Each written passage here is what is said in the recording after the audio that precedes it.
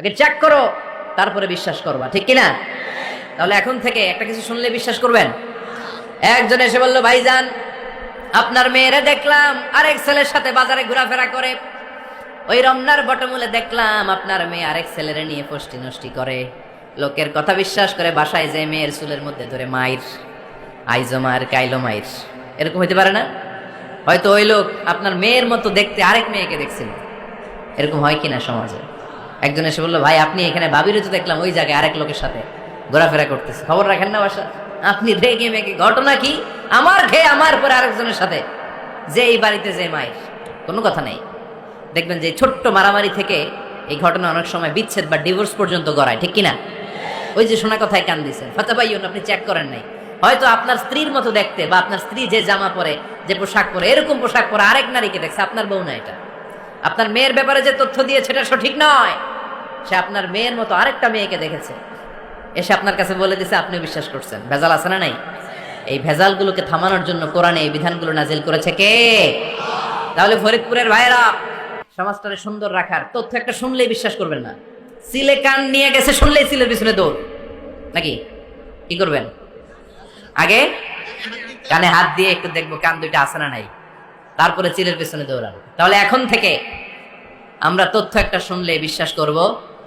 তাহলে কি করবেন? বলতে হবে কি করবেন?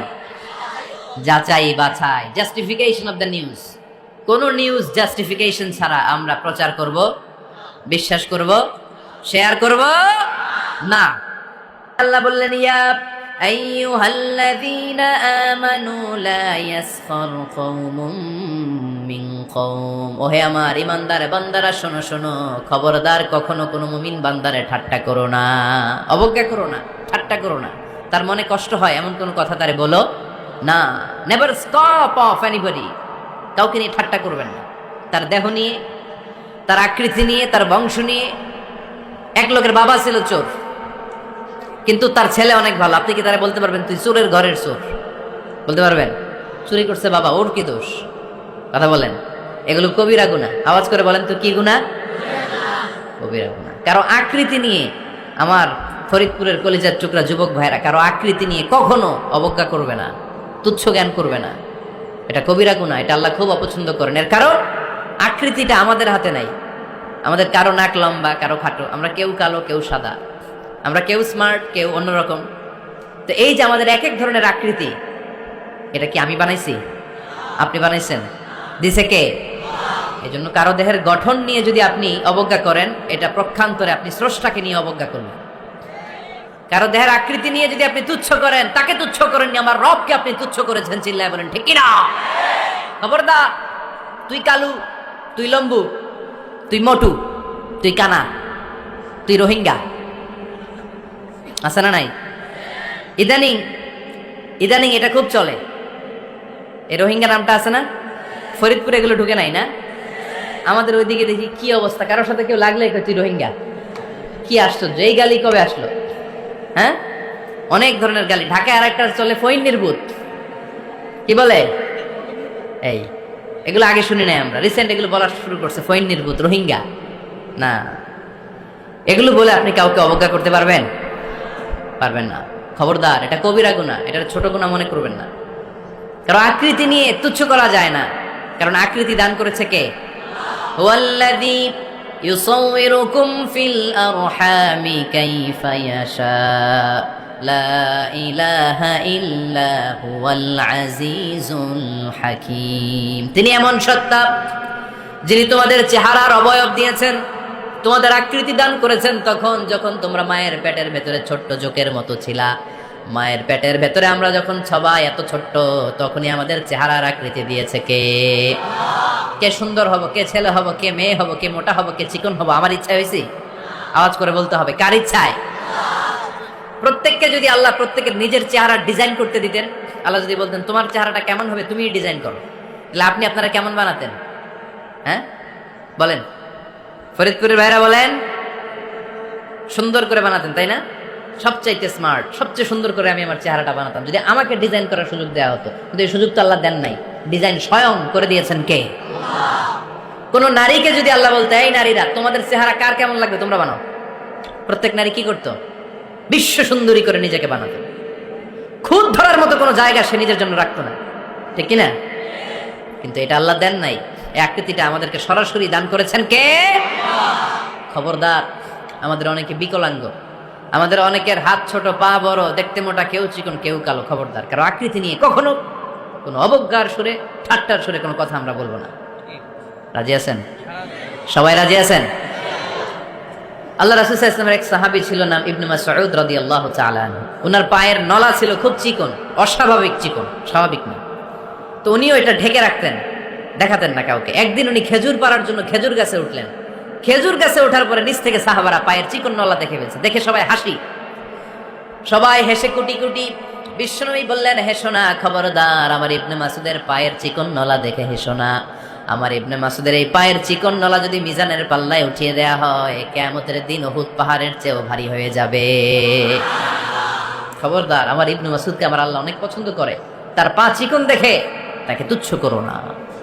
আল্লাহর হাবিব সাল্লাল্লাহু আলাইহি ওয়াসাল্লামের 11 জন স্ত্রীর মধ্য থেকে একজন স্ত্রী ছিলেন একজন স্থূল আকৃতির, অবেসিটি ছিল, একটু মোটা।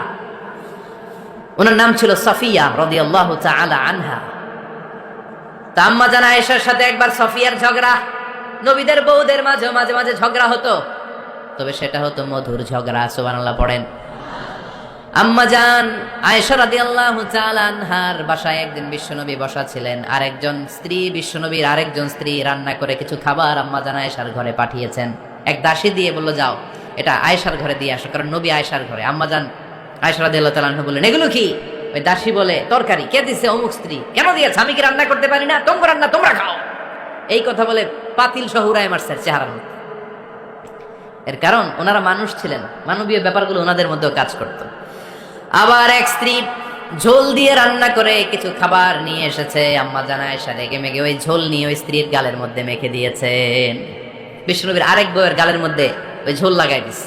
এবার ওই স্ত্রী বিশ্বনবীর কাছে যেয়ে বলে, ইয়া রাসূলুল্লাহ, দেখেন আয়েশারে আপনি বেশি আদর করেন তো, দেখেন কি করে আমাদের সাথে। এই যে আমাদের গালের মধ্যে ঝোল মাখাই একেবারে মেকআপ বানাই দিছে। বিষ্ণু ইসা ইসলাম বললেন, তাই আয়েশাকে ডাকো। আম্মা জান আয়েশা রাদিয়াল্লাহু তাআলা আনহা আসলেন। আল্লাহ রাসূল সাল্লাল্লাহু আলাইহি ওয়াসাল্লাম বললেন, তুমি কি আমার এই স্ত্রীর সাথে এমন আচরণ করেছো? আম্মা জান আয়েশা বললেন, করেছি। কেন? আম্মা জান আয়েশা বললেন, তখন মেজাজটা গরম ছিল, এখন বুঝতে পারতেছি আসলে এই কাজটা করা ঠিক হয় নাই। এবার বিশ্বনবী বিচার করবেন।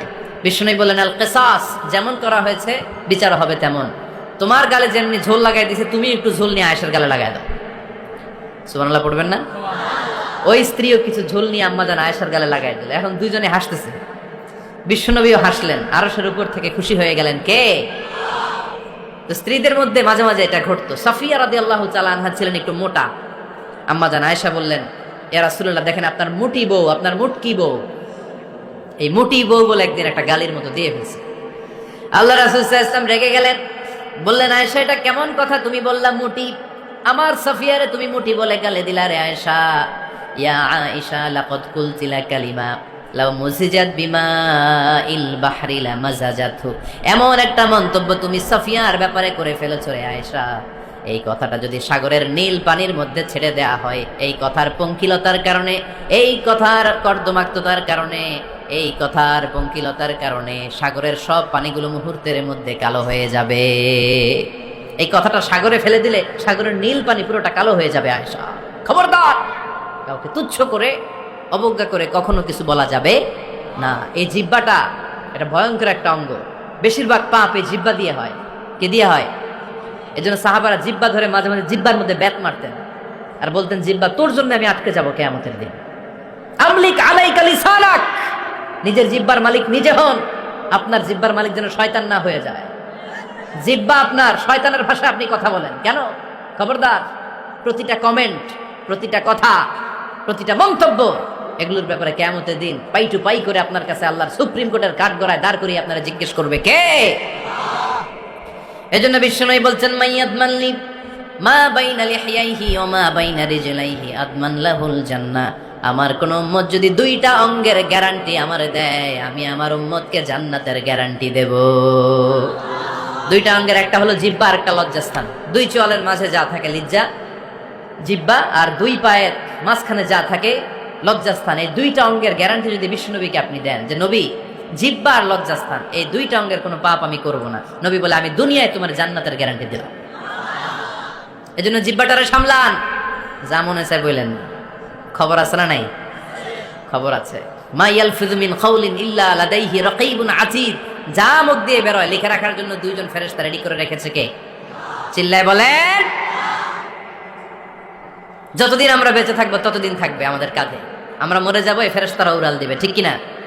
দুই কান্দে জি ছিল যে তোমার দুইজনা পাহারা, তোমারে একলা থইয়া পালাইছে তাহারা। তোমার আটকুঠুরি নয় দরজা বন্ধ এবার হলো রে হলো। মুখে আল্লাহ রসুল সবে বলো, ও মুখে আল্লাহ রসুল সবে বলো। দুয়ারে আইসাছে পালকি নাই হরি গাও তোলো রে তোলো। মুখে আল্লাহ রসুল সবে বলো, ঠিক কিনা?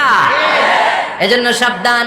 আমলিক আলাইকা লিসানাক, নিজের জিহ্বার মালিক নিজে হন। মন যা চায় মুমিন তখন ইচ্ছা মতো মন মতো কোনো মন্তব্য ছুটতে পারে না। বিশ্বাসী বলে যদি নিজেকে দাবি করেন, নিজের জিহ্বার মালিক নিজে থাকার দরকার।